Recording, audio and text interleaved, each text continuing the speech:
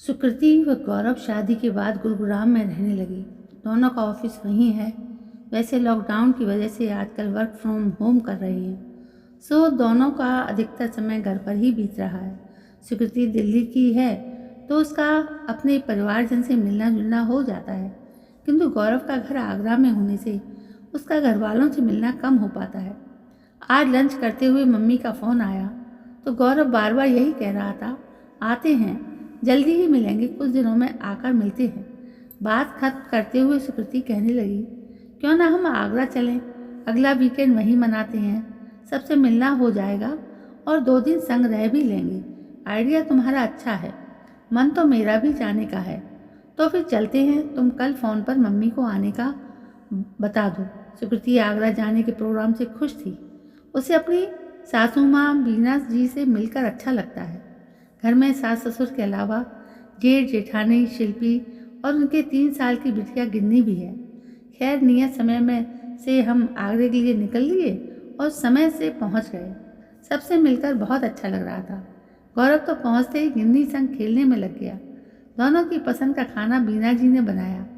खा पीकर देर रात तक गप्पों का दौर चला। अगले दिन थोड़ी देर से नींद खुली, फटाफट ब्रेकफास्ट तैयार किया गया, फिर लंच की तैयारी में लग गए। आज लंच पर गौरव के चाचा चाची व उनके बच्चे आने वाले हैं। बीना जी का स्वभाव ही इतना मिलनसार है कि सारे परिवार को एक सूत्र में बांधा हुआ है। किसी न किसी को अपने यहाँ खाने पीने मिलने मिलाने के लिए बुलाती रहती हैं। सुकृति और उनकी जेठानी ने बीना जी के साथ सभी की पसंद का लजीज खाना तैयार कर दिया। सबने एक साथ बैठकर खाने का आनंद लेते हुए सुकून भरा दिन बिताया। सबके जाने के बाद बीना जी गर्मा गर्म चाय बना लाईं। अपनी दोनों बहुओं को देते हुए कहने लगीं, चाय पी लो बेटा, आज मेरी बेटियां काम करके थक गई हैं, सुबह से ही कुछ ना कुछ करने में लगी हुई। और माँ आप तो हमसे पहले से काम कर रही हो, थकी आप हो ना कि हम। सुकृति के ऐसा बोलते ही बीना जी उसे व शिल्पी को गले लगाती हुई बोली, मेरी सारी थकान तो अपनी बेटियों को खुश देखकर मिट जाती है। तुम बच्चे खुश रहो और हम माता पिता को क्या चाहिए। तुम्हारी खुशी में ही हमारी खुशी है। ओ माँ आप हमारा कितना ध्यान रखती हो, हम सबकी अच्छी माँ। कह सुकृति फिर गले लग गई। अगला दिन भी इधर उधर आने जाने में निकल गया। 2 दिन कैसे हंसते बतियाते बीत गए मालूम ही नहीं पड़ा। वापस गुरुग्राम जाने के वक्त एकाएक गौरव की शर्ट का बटन टूट गया। उसको परेशान देख बीना जी ने सुकृति से कहा, जा बेटा मेरी अलमारी की दराज से सुई धागा निकालो, अभी बटन टांग देती हूँ। सुकृति ने जैसे ही अलमारी खोली, अव्यवस्थित कपड़े तथा सामान को देख स्तब्ध रह गई। खैर सुई धागा बीना जी को दे गौरव की ओर देख बोली, हम आज नहीं जा रहे हैं, मुझे कुछ अत्यंत ज़रूरी काम याद आ गया है जो आज ही पूरा करना है, तुम भी यहीं से काम कर लो। ऐसा सुन गिन्नी तो मटकने लगी और झट से गौरव की गोद में जाकर बैठ गई। बीना जी भी बच्चों की तरह चहकती बोली, बहुत अच्छा किया जो तुम दोनों रुक गए, आज तुम लोगों की पसंद का खाना ही बनाऊंगी।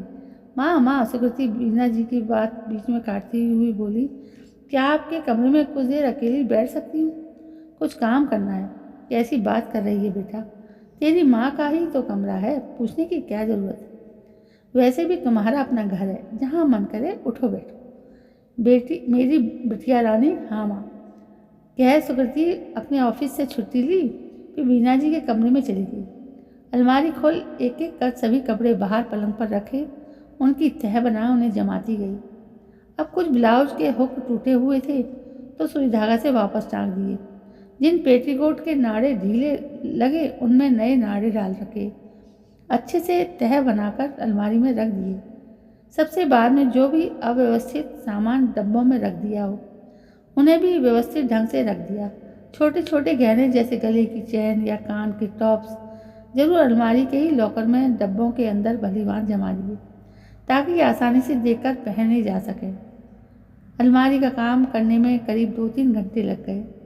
बीना जी और शिल्पी रसोई में खाने की तैयारी में लगी हुई थी। दोनों ही जन 1-2 दफ़ा आवाज़ लगा चुकी थी, सुकृति आकर चाय ले लो। अब की बार भी न जाने पर बीना जी और उनके पीछे पीछे शिल्पी भी कमरे में चली आई।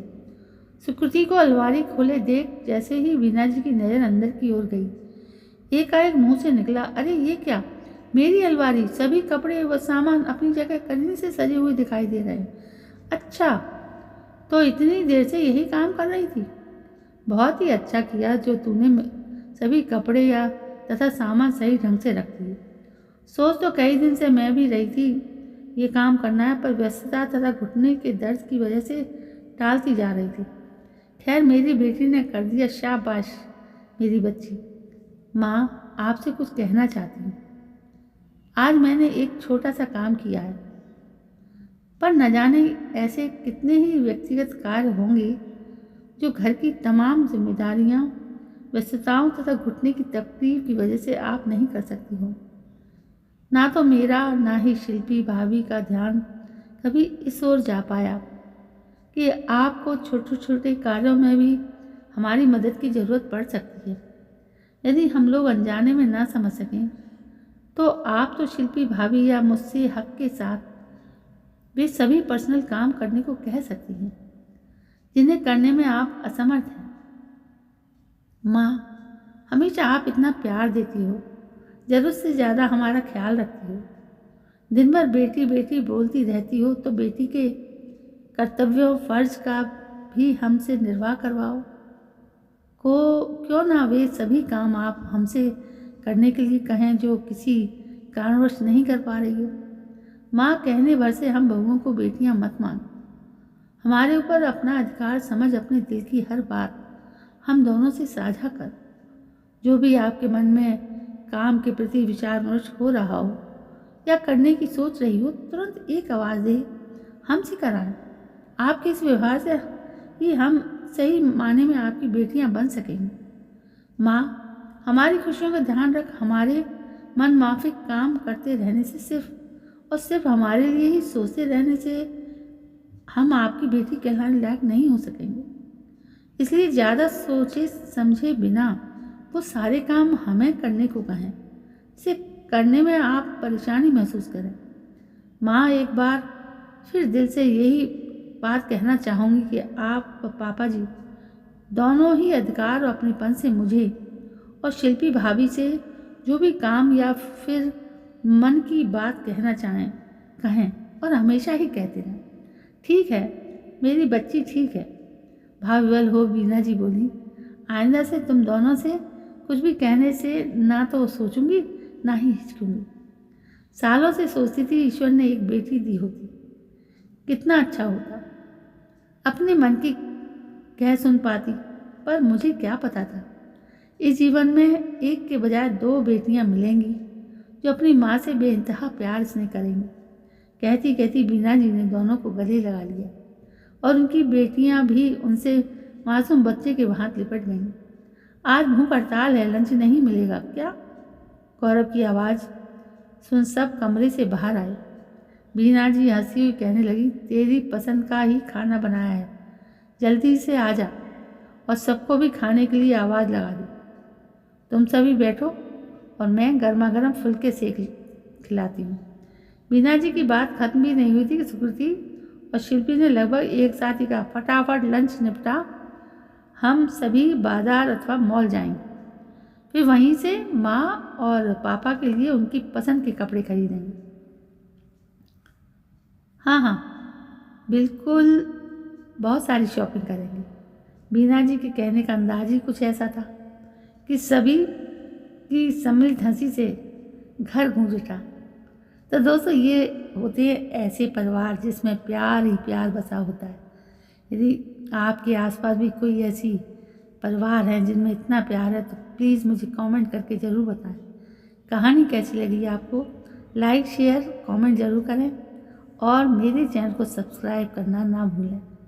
कल मैं फिर हाजिर होती हूँ, तब तक के लिए जय हिंद, वंदे मातरम।